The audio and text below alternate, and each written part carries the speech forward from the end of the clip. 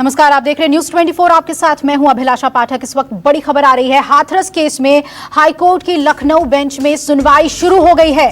पीड़िता का परिवार भी कोर्ट में इस वक्त मौजूद है। अपर मुख्य सचिव गृह डीजीपी के अलावा कई और बड़े अधिकारी भी कोर्ट में मौजूद हैं।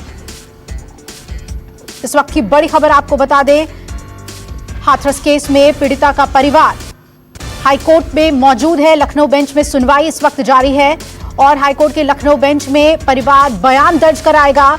इस केस से जुड़े हुए सभी तथ्यों को कोर्ट देखेगी और सबसे बड़ी बात कि सभी बड़े अधिकारी भी कोर्ट में मौजूद हैं। सुबह से ही इसके लिए कड़ी सुरक्षा देखने को मिल रही थी और सीधा रुख कर लेते हैं हम लखनऊ का। मानस मेरे सहयोगी जुड़ रहे हैं ज्यादा अपडेट के साथ। मानस, सुनवाई अभी भी जारी है?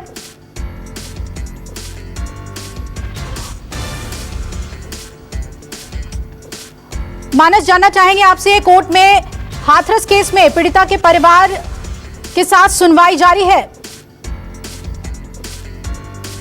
तो आपको बता दें कि हाथरस केस में हाईकोर्ट की लखनऊ बेंच में सुनवाई हो रही है और पीड़िता का परिवार कोर्ट में मौजूद है। कड़ी सुरक्षा में पीड़िता का परिवार आज लखनऊ पहुंचा। मानस मेरे सहयोगी जुड़ गए हैं ज्यादा अपडेट के साथ। लखनऊ में मानस, अभी सुनवाई जारी है कोर्ट में, पीड़िता का परिवार अंदर पहुंच चुका है।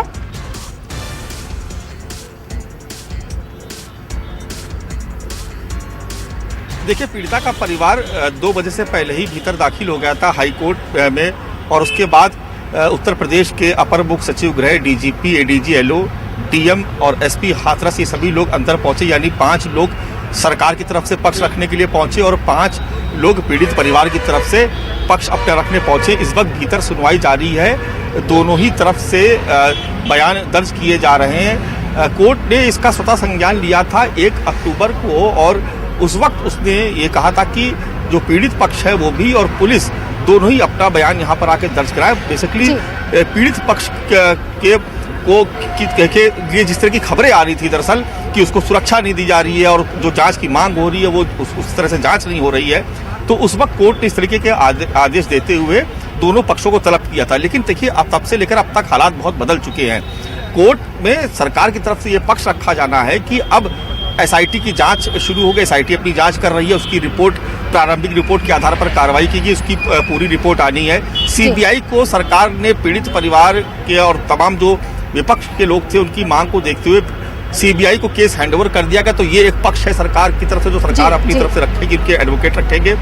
तीसरी सबसे अहम बात है, पीड़ित परिवार को सुरक्षा देने की बात जो हो रही थी, जिसको लेकर के भी कोर्ट ने कहा था, तो उसको भी लेकर के यहाँ पर पक्ष रखा जा रहा है। भीतर बयान दर्ज किए जा रहे हैं। लेकिन पीड़ित परिवार के एडवोकेट जब यहाँ से जा रहे थे भीतर, उसी वक्त हम लोगों से बात हुई थी तो उन्होंने कहा था कि वो इस बात की जरूर कोर्ट में डिमांड करेंगे कि जो इस मामले को किसी दूसरी जगह पर इसकी सुनवाई हो और ये पूरा केस जो है दूसरी जगह ट्रांसफर किया जाए। और दूसरी सबसे अहम बात जो थी वो ये थी कि जिस तरीके से बार बार हो रहा है कि जो लीक्स हो रहे हैं मीडिया में, तो जो पीड़ित परिवार के जो पक्ष के वकील है उनका ये कहना कि वो कोर्ट में इस बात के लिए कहेंगे कि जो भी इन्वेस्टिगेशन हो रही है वो पूरी तरीके से गोपनीय रखी जाए, उसको लीक उसको ना किया जाए। ये 2 बहुत अहम मीडिया में वो लीक ना हो। मानस, परिवार के कौन-कौन लोग हैं जो कोर्ट में अंदर गए हैं और उनके बयान दर्ज होंगे? कौन-कौन लोग कोर्ट में अंदर गए हैं जिनके बयान दर्ज होंगे?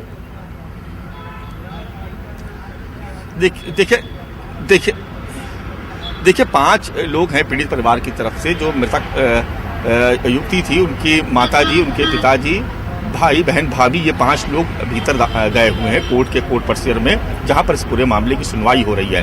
और सरकार की तरफ से भी 5 लोग हैं, जैसा मैंने बताया कि अपर मुख्य सचिव गृह अवनीश अवस्थी, उसके अलावा उत्तर प्रदेश के डीजीपी, एडीजी, एलओ, हाथरस के डीएम और एसपी, यानी दोनों ही तरफ से 5-5 लोगों को भीतर कोर्ट में भेजा गया है और वहां पर दोनों ही तरफ से बात सुनी जा रही है, उनके बयान सुने जा रहे हैं, उनकी शिकायतें, बेसिकली मुख्यतः जो दलील है पीड़ित परिवार की वो सुनी जा रही है। और उस पर कोर्ट ये जरूर पूछेगी कि आखिर सरकार ने अब तक उस पूरे मामले में क्या कार्रवाई की।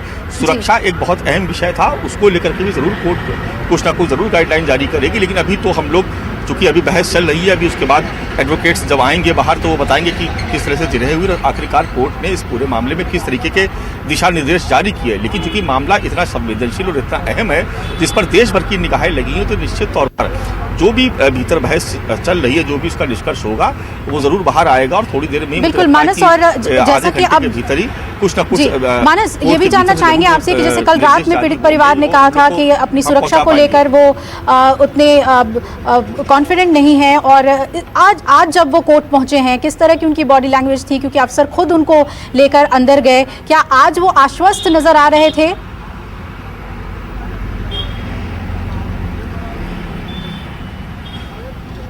देखिए, हम आपको बता दें कि जिस वक्त वो लखनऊ की सीमा में दाखिल हुए उसके बाद से जो सुरक्षा चल रही थी, उसके बाद वहां पर लखनऊ के पुलिस कमिश्नर और डीएम वहां पर मौजूद थे और बहुत सुरक्षा घेरे में, यानी उनको गाड़ी से बाहर भी नहीं निकलने दिएगा, बहुत कड़े सुरक्षा घेरे में उनको पास में ही उत्तराखंड भवन है वहां तक उनको लेके गए और पूरा जो गाड़ी का काफिला था वो भीतर दाखिल हो गया।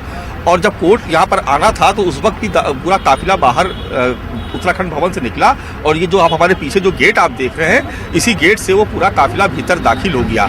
यानी मीडिया के कैमरों में उनकी कोई तस्वीर नहीं आ पाई, सिर्फ उनकी गाड़ियां जाते हुए दिखाई दी हैं।